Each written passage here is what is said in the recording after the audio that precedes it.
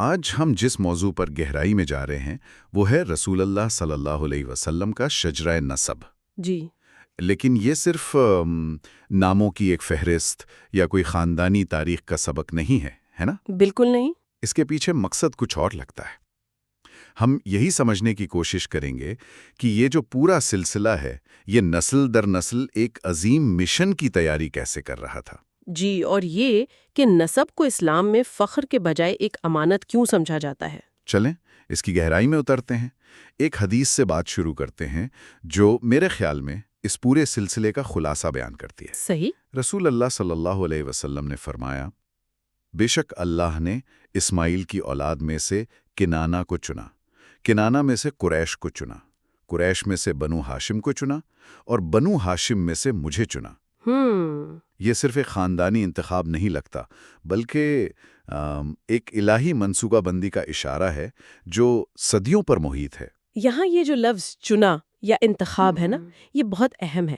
ذرائع میں اس کا مطلب نسلی برتری بالکل نہیں ہے بلکہ ذمہ داری سونپنا ہے۔ اچھا۔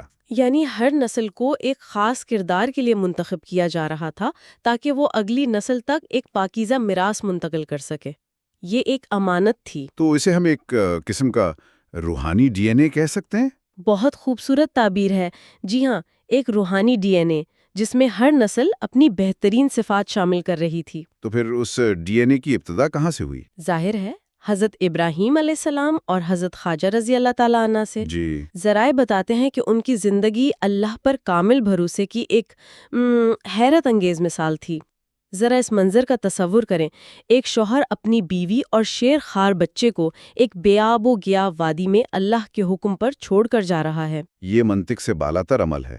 یہ صرف اور صرف ایمان پر مبنی تھا۔ اور یہی وہ بنیاد ہے۔ بالکل۔ اور پھر حضرت خواجہ کا صفا اور مروہ کے درمیان دوڑنا، وہ صرف پانی کی تلاش نہیں تھی، وہ انسانی کوشش اور توکل کا ایک حسین امتزاج تھا۔ صحیح۔ مطلب وہ اسباب کی دنیا میں ہر ممکن کوشش کر رہی تھی لیکن ان کا دل اللہ سے جڑا ہوا تھا، اور جب انسانی کوشش اپنی انتہا کو پہنچ گئی تو وہاں سے زمزم کا چشمہ پھوٹ پڑا۔ اور یہ اس بات کی علامت ہے کہ اس خاندان کی بنیاد ہی قربانی اور اللہ پر غیر متزلزل یقین پر رکھی گئی تھی۔ جی ہاں۔ اور پھر ان کے بیٹے حضرت اسماعیل علیہ السلام جنہوں نے اسی جذبے کو آگے بڑھایا۔ جب ان کے والد نے انہیں قربان کرنے کا خواب سنایا تو ان کا جواب کیا تھا؟ ابا جان، آپ کو جو حکم دیا گیا ہے وہ کر گزریں، آپ مجھے انشاءاللہ صبر کرنے والوں میں سے پائیں گے۔ مکمل سپردگی۔ کمال ہے۔ بالکل۔ اور پھر باپ بیٹے مل کر خانہ کعبہ کی تعمیر کرتے ہیں۔ دیکھیں، یہ صرف پتھروں سے ایک عمارت کھڑی کرنا نہیں تھا۔ نہیں، بالکل نہیں۔ ذرائع ہمیں بتاتے ہیں کہ جب وہ دیواریں اٹھا رہے تھے تو ان کی زبان پر ایک دعا تھی۔ ہاں، وہ دعا، اے ہمارے رب، ہماری نسل میں سے ایک ایسا رسول بھیج۔ جی، جو تیری آیات ان کو سنائے، انہیں کتاب اور حکمت سکھائے اور ان کا تزکیہ کرے۔ تو وہ صرف ایک عبادت گاہ نہیں بنا رہے تھے، وہ مستقبل کے لیے ایک دعا کی بنیاد رکھ رہے تھے، ایک مقصد کی تعمیر کر رہے تھے۔ تو اس کا مطلب یہ ہوا کہ حضرت ابراہیم نے صرف ایک خاندان نہیں چھوڑا بلکہ ایک نظریہ، ایک مشن چھوڑا۔ جی، اور ان کی اولاد نے اس مشن کو زندہ رکھا۔ یہی روحانی وراثت نسل در نسل سفر کرتی ہوئی قریش اور بنو ہاشم تک پہنچی۔ اچھا، تو جب ہم قریش تک پہنچتے ہیں تو یہ وراثت ایک سماجی ذمہ داری کی شکل اختیار کر لیتی ہے۔ بالکل، قریش صرف ایک طاقتور قبیلہ نہیں تھا بلکہ وہ خانہ کعبہ کے متولی اور نگہبان تھے۔ صحیح۔ حج کے لیے آنے والی لاکھوں زائرین کی خدمت کرنا، انہیں کھانا کھلانا، پانی پلانا، ان کی حفاظت، یہ سب ان کی ذمہ داری تھی۔ ان کی عزت صرف تلوار کی وجہ سے نہیں تھی، خدمت کی وجہ سے تھی۔ اور اسی قبیلے میں ہمیں عبد المطلب جیسی شخصیات ملتی ہیں۔ زمزم کا قصہ تو بہت مشہور ہے۔ جی، وہ کنواں وقت کے ساتھ ساتھ گم ہو گیا تھا، کسی کو اس کی جگہ معلوم نہیں تھی۔ اور عبد المطلب نے خواب میں اشارہ ملنے پر اسے دوبارہ کھودنے کا عزم کیا۔ لوگ تو مذاق اڑا رہے تھے نا؟ بالکل۔ ذرائع بتاتے ہیں کہ اس وقت ان کا صرف ایک بیٹا تھا اور انہیں مدد کی ضرورت تھی، لیکن انہوں نے ہمت نہیں ہاری۔ یہ صرف پانی کی تلاش نہیں تھی، یہ اپنی قوم کی ایک بھولی ہوئی میراث کو زندہ کرنے کی جدوجہد تھی۔ اور جب انہوں نے زمزم کو دوبارہ دریافت کیا تو اس نے نہ صرف پانی فراہم کیا بلکہ اس نے عبد المطلب کی قیادت کو بھی مستحکم کر دیا۔ جی، لیکن یہ قیادت طاقت کی نہیں، خدمت کی قیادت تھی۔ وہ ایک ایسے رہنما کے طور پر ابھرے جو اپنی قوم کی فلاح کے لیے کام کرتا ہے۔ ان کا کردار دیانت، سخاوت اور امانت کی مثال تھا۔ اسلام سے پہلے کے عرب معاشرے میں جو بہترین اقدار تھیں، جسے مروہ یا جوان مردی کہا جاتا تھا، وہ ان کی شخصیت میں موجود تھیں۔ اسلام نے ان اقدار کو ختم نہیں کیا، بلکہ انہیں پاکیزہ بنا کر ایک الہی مقصد عطا کر دیا۔ اور پھر آپ صلی اللہ علیہ وسلم کی والدہ حضرت آمنہ رضی اللہ عنہا، جن کے بارے میں ذرائع بتاتے ہیں کہ وہ اپنی پاکیزگی اور وقار کی وجہ سے مشہور تھیں، انہیں رحمت کی ماں کہا جاتا ہے۔ جی ہاں، یہ سب ظاہر کرتا ہے کہ جس ماحول میں نبی آخر الزماں صلی اللہ علیہ وسلم نے آنکھ کھولی، وہ پہلے سے ہی اخلاقی بلندیوں سے آراستہ تھا۔ یہ کوئی اتفاق نہیں تھا؟ بالکل نہیں۔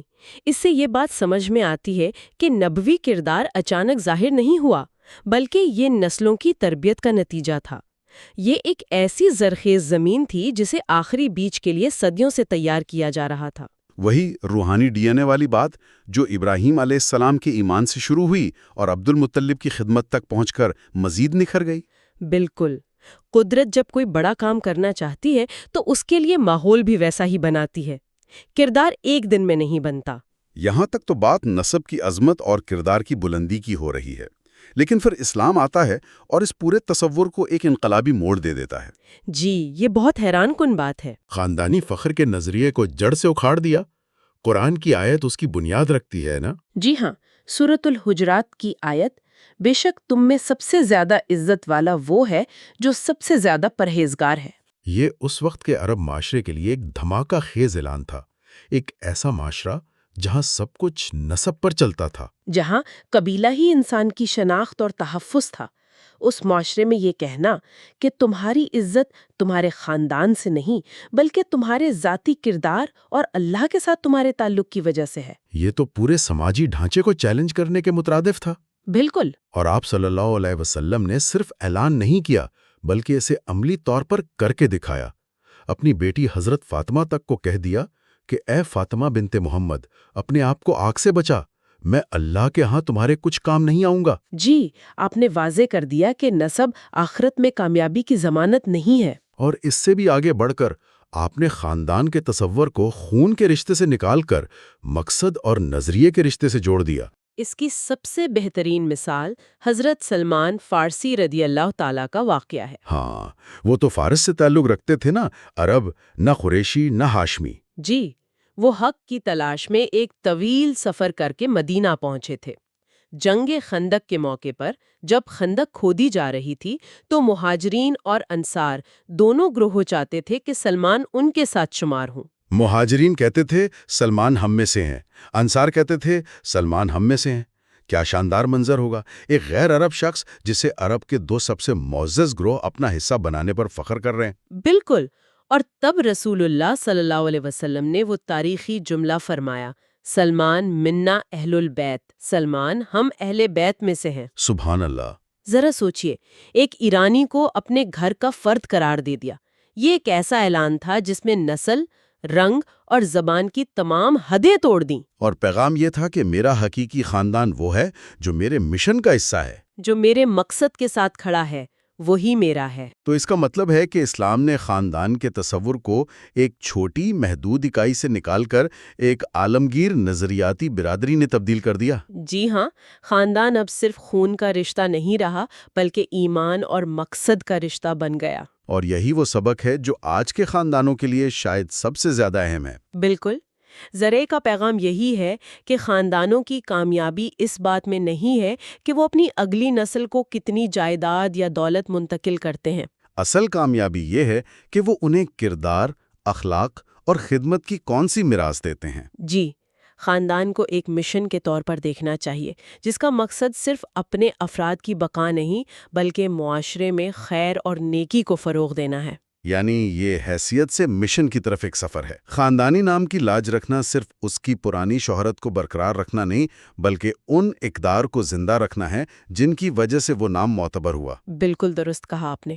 جب ایک خاندان یہ سمجھتا ہے کہ اس کا اجتماعی مشن سچائی، انصاف اور خدمت کو فروغ دینا ہے تو وہ صرف ایک خاندان نہیں رہتا، بلکہ وہ تہذیب کی تعمیر میں ایک بنیادی اکائی، ایک بلڈنگ بلاک بن جاتا ہے۔ جی ہاں، ہر گھر ایک چھوٹا سا تربیتی مرکز بن جاتا ہے جہاں سے معاشرے کو صالح افراد ملتے ہیں۔ تو آج کی گفتگو کا خلاصہ یہ ہے کہ رسول اللہ صلی اللہ علیہ وسلم کا شجرہ نسب صرف ناموں کی ایک فہرست نہیں، یہ ایمان، کردار اور مقصد کا ایک مسلسل سفر ہے۔ یہ سفر حضرت ابراہیم علیہ السلام کے غیر متزلزل ایمان سے شروع ہوا، حضرت اسماعیل علیہ السلام کی بے مثال خدمت سے گزرا، قریش کی سماجی ذمہ داری سے پروان چڑھا، اور بالآخر اس انقلابی نتیجے پر پہنچا کہ حقیقی عزت اور شرف تقوی میں ہے، نہ کہ نسب میں۔ یہ اس بات کا ثبوت ہے کہ مقصد کی میراث خون کی میراث سے کہیں زیادہ طاقتور اور پائیدان ہوتی ہے۔ اور یہ گفتگو ہمارے لیے سوچ کا ایک نیا دروازہ کھولتی ہے۔ وہ کیا؟ اگر خاندان کا اصل رشتہ خون کا نہیں بلکہ مقصد کا ہے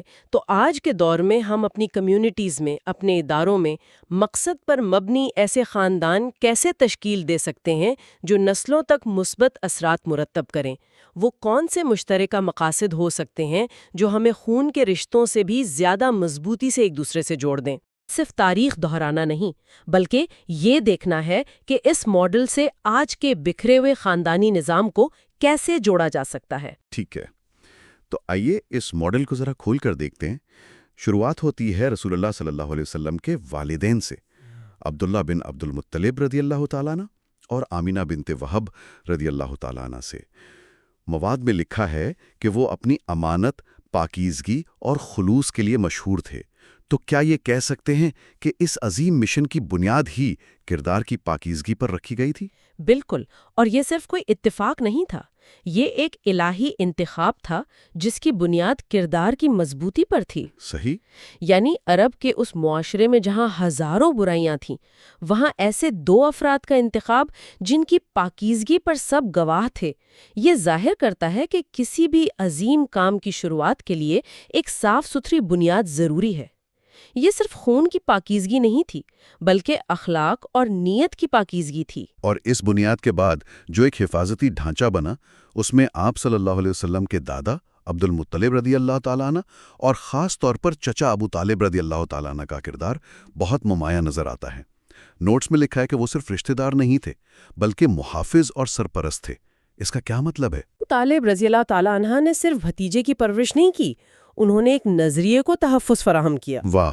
جب پورا مکہ آپ صلی اللہ علیہ وسلم کے خلاف تھا تو ابو طالب ایک چٹان کی طرح کھڑے رہے۔ یہ ہمیں سکھاتا ہے کہ خاندان کا مطلب صرف محبت اور شفقت نہیں بالکل، بلکہ قلعہ بھی ہے۔ جی بالکل۔ بیرونی دنیا کے دباؤ کے خلاف ایک مضبوط قلعہ۔ آج بھی خاندانوں کو یہی کردار ادا کرنے کی ضرورت ہے جہاں افراد کو دنیا کے چیلنجز کے مقابلے میں پناہ اور حوصلہ مل سکے۔ تو آپ صلی اللہ علیہ وسلم کو دادا اور چچا کی صورت میں ایک مضبوط حفاظتی حصار ملا، لیکن خاندان صرف تحفظ کا نام تو نہیں ہے۔ متن کے مطابق گھر کے اندر بھی ہر فرد کا ایک خاص کردار تھا، خاص طور پر ازواج مطہرات کا۔ مجھے یہ بات بہت دلچسپ لگی کہ ہر ایک کو ایک خاص لقب دیا گیا ہے۔ جی، اور یہ القابات صرف تعریفی کلمات نہیں ہیں، یہ ان کے جاب ڈسکرپشن کی طرح ہے۔ اچھا۔ مثال کے طور پر حضرت خدیجہ رضی اللہ تعالیٰ عنہ کو ایمان کی اولین نصیر یعنی پہلی مددگار کہا گیا ہے۔ وہ صرف بیوی نہیں تھیں بلکہ اس مشن کی پہلی انویسٹر تھیں، جنہوں نے اپنا مال، اپنا وقت اور اپنی پوری حمایت اس کام کے لیے وقف کر دی۔ جب آپ صلی اللہ علیہ وسلم پر پہلی وحی نازل ہوئی اور وہ گھبرائے ہوئے گھر آئے تو حضرت خدیجہ رضی اللہ تعالیٰ عنہا نے انہیں تسلی دی اور سب سے پہلے ان پر ایمان لائیں۔ یہ جذباتی اور روحانی سہارا کسی بھی لیڈر کے لیے سب سے بڑی طاقت ہوتا ہے۔ واو! اور حضرت عائشہ کو علم اور تعلیم کی معلمہ کہا گیا ہے۔ جی بالکل، مختلف اور اتنا ہی اہم کردار ہے۔ جی، حضرت عائشہ نے آپ صلی اللہ علیہ وسلم کی تعلیمات کو آنے والی نسلوں تک پہنچانے میں کلیدی کردار ادا کیا۔ وہ ایک جیتی جاگتی یونیورسٹی کی طرح تھیں جہاں سے بڑے بڑے صحابہ بھی علم حاصل کرتے تھے۔ اچھا۔ اس سے یہ پتہ چلتا ہے کہ اس خاندان میں خواتین کا کردار صرف گھر چلانا نہیں تھا بلکہ امت کی علمی اور فکری رہنمائی کرنا بھی تھا۔ دیگر ازواج کو بھی امت کی ماؤں اور سماجی تعمیر کی معمار کہا گیا، جو اس بات کی طرف اشارہ ہے کہ ہر فرد اس عظیم ڈھانچے میں ایک ستون کی حیثیت رکھتا تھا۔ اور پھر اولاد کا ذکر ہے، خاص طور پر حضرت فاطمہ رضی اللہ تعالیٰ عنہ اور ان کے صاحبزادوں حضرت حسن اور حسین کا۔ انہیں روحانی روشنی کا تسلسل کہا گیا ہے۔ اس کا کیا مطلب ہے کہ میراث صرف مادی نہیں تھی؟ اس کا مطلب ہے کہ اصل وراثت جائیداد یا نام نہیں، بلکہ اقدار، اخلاق اور روحانیت کا نور ہے۔ حضرت فاطمہ کو آپ صلی اللہ علیہ وآلہ وسلم نے اپنے جگر کا ٹکڑا کہا، اور ان کی تربیت براہ راست نبوی سائے میں ہوئی۔ پھر ان سے یہ روشنی حضرت حسن اور حسین تک پہنچی۔ صحیح۔ یہ اس بات کی علامت ہے کہ ایک نسل اپنی اگلی نسل کو صرف دنیاوی اثاثے نہیں دیتی، بلکہ کردار اور ایمان کا ورثہ منتقل کرتی ہے، اور یہی وہ ورثہ ہے جو کبھی ختم نہیں ہوتا۔ ان سب کو ملا کر دیکھیں تو یہ کوئی عام خاندان نہیں لگتا، بلکہ ایک ایسا ادارہ نظر آتا ہے جس کا ہر ممبر ایک مشترکہ مشن پر کام کر رہا ہے۔ یہ مشترکہ مشن والا نکتہ تو کمال کا ہے، اس نے تو میرے سوچنے کا انداز ہی بدل دیا ہے۔ اور یہیں سے ہم گفتگو کے دوسرے حصے میں داخل ہوتے ہیں۔ سوال یہ ہے کہ یہ ماڈل آج ہمارے لیے کیوں اہم ہے؟ مجھے نوٹس میں یہ بات بہت دلچسپ لگی کہ متن نسب سے زیادہ کردار پر زور دیتا ہے۔ عام طور پر تو ہم یہی سنتے آئے ہیں کہ خاندان اور نسل کتنی اہم ہے۔ یہ سوچ تو پورے تصور کو الٹ دیتی ہے۔ بالکل الٹ دیتی ہے، اور یہی اس ماڈل کی انقلابی سوچ ہے۔ یہ کہتا ہے کہ آپ کا تعلق قریش سے ہو یا کسی اور قبیلے سے، آپ کی جلد کا رنگ کیا ہے یا آپ کی زبان کیا ہے، یہ سب ثانوی حیثیت رکھتا ہے۔ صحیح۔ اصل معیار آپ کا کردار، آپ کا تقوی اور آپ کے اعمال ہیں۔ یہ اصول 1400 سال پہلے جتنا اہم تھا، آج اس سے بھی زیادہ اہم ہے جب دنیا نسل پرستی اور خاندانی غرور کی تقسیم میں بٹی ہوئی ہے۔ بالکل۔ یہ ہمیں یاد دلاتا ہے کہ حقیقی بزرگی پیدائش سے نہیں، کردار سے حاصل ہوتی ہے۔ اور آج کے دور سے جوڑنے کے لیے متن میں AI اور ڈیجیٹل خلفشار کا بھی ذکر کیا گیا ہے۔ کہا گیا ہے کہ نبوی خاندان ہمیں 3 چیزیں سکھاتا ہے: حضور، محبت اور اجتماعی مقصد۔ یہ حضور یا موجودگی کا تصور آج کل بہت اہم لگتا ہے نا؟ بہت زیادہ اہم۔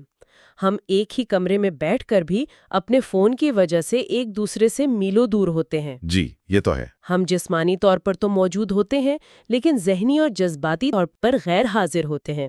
متن ہمیں یاد دلا رہا ہے کہ حضور کا مطلب ہے ایک دوسرے کو پوری توجہ دینا، ان کی بات سننا، ان کے ساتھ وقت گزارنا۔ یہ وہ بنیاد ہے جس پر محبت اور اعتماد کی عمارت کھڑی ہوتی ہے۔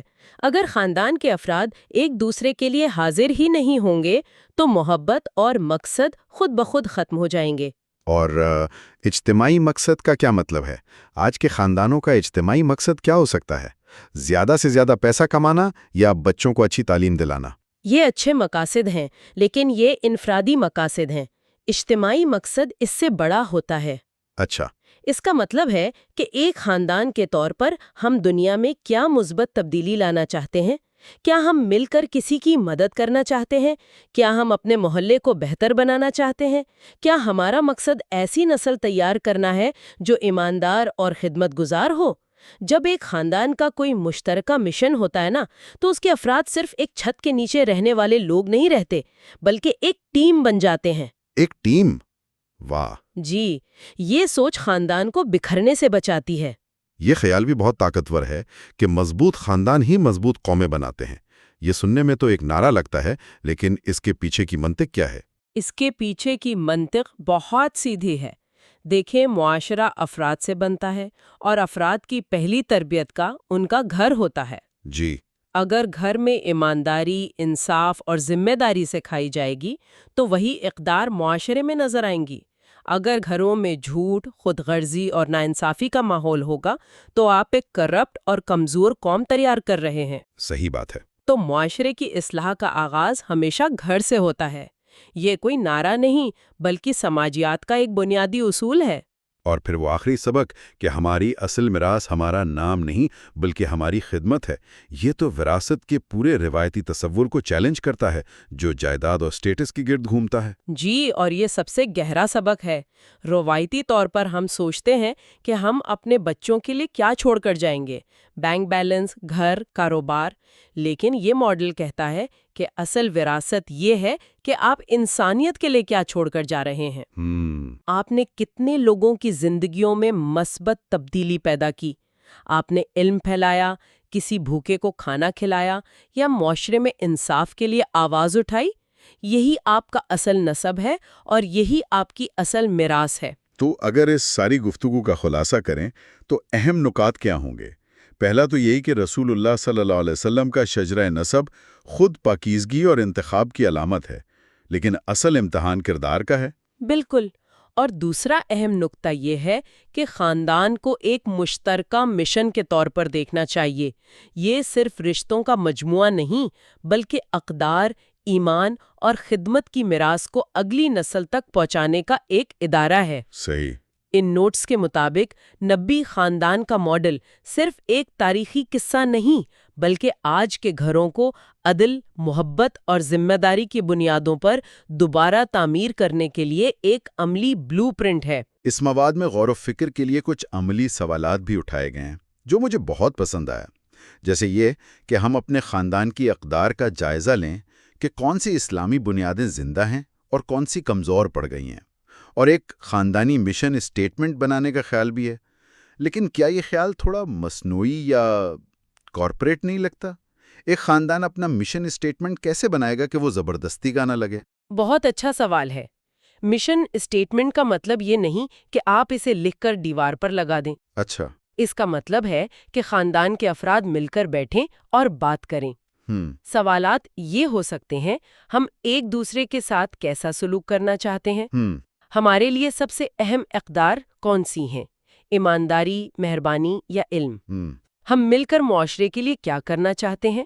جب ان سوالات پر بات چیت ہوتی ہے نا، تو ایک مشترکہ سوچ پیدا ہوتی ہے۔ ٹھیک ہے۔ یہی سوچ اس خاندان کا مشن بن جاتی ہے۔ یہ ایک نامیاتی عمل ہے، کارپوریٹ مشق نہیں۔ یہ واقعی ایک بہت ہی عملی طریقہ ہے۔ اور آخری تجویز خاندانی اجتماعات کے بارے میں ہے۔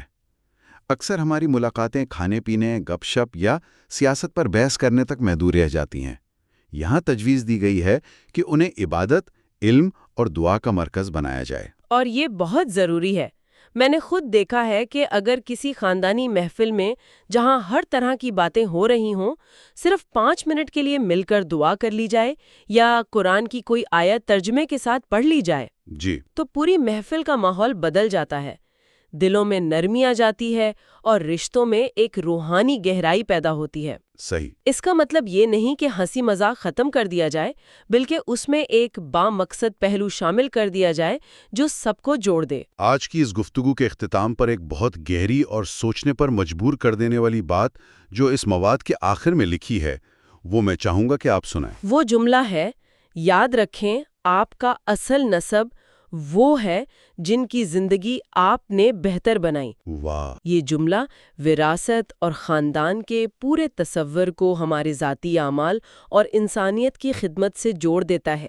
یہ ہمیں بتاتا ہے کہ ہمارا تعلق صرف اپنے آباء و اجداد سے نہیں، بلکہ ان تمام لوگوں سے بھی ہے جن پر ہم نے کوئی مثبت اثر ڈالا۔ یہ ایک ایسا خیال ہے جو ہمیں اپنے مقصد حیات پر غور کرنے پر مجبور کرتا ہے۔